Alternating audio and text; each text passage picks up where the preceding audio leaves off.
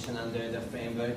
And a lot of times when you are doing IFRS research, you might not get to an answer based on the literature itself, but when you go back to the framework and look at all those definitions, that's what you are going to base your answer on.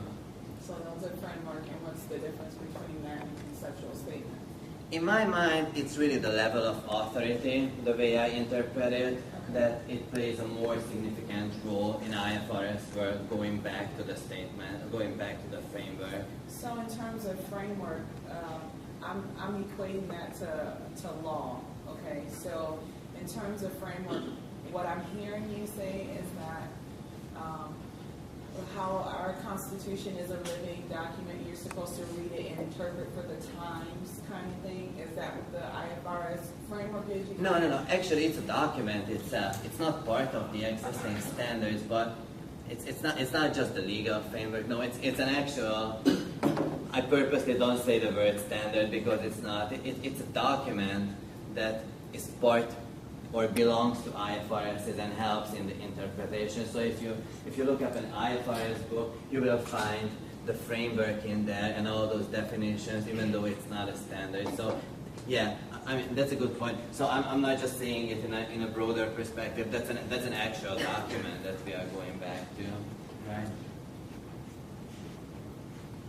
Mm-hmm. Yeah, 5 minutes. I do have another question. Would you be able to draw any comparisons between the ACCA and the CPA for the chapter, just so we can kind of see what value both licenses bring? Yeah, sure, absolutely. So ACCA is my certification. It's an international type of accounting license. It's based on IFRS. The structure of it is a little different than the US-based CPA license. It is required in the European member firms, and as far as I know, also some Asian and African countries, they are requiring ACCA licenses where the primary financial reporting framework is IFRS.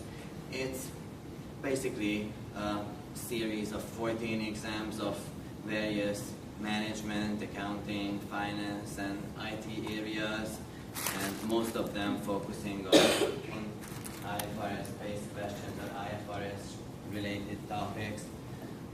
So yeah, again, the structure is a little different, but I think content-wise, there's not such a significant difference, except that it's an IFRS-based accounting certification.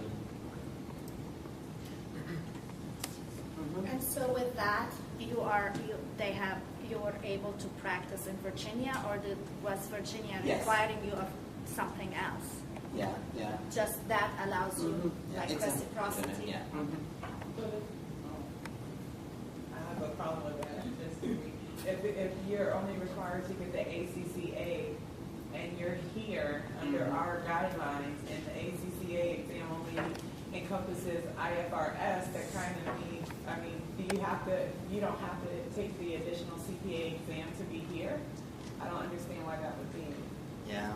I mean, I guess it's going back and forth, and you wouldn't need to take the ACCA if you would go the other way. I guess it's because accounting is accounting everywhere. The literature is something that you can always read, right? And I was working on US clients back at home too, so I really didn't see this as an issue just because of my personal experience, and I can understand someone who would not be working on US clients, going to another country, or just working on US clients and working in another country afterward having issues. I really didn't experience myself such issues. Okay. That answers your question. All right, very good.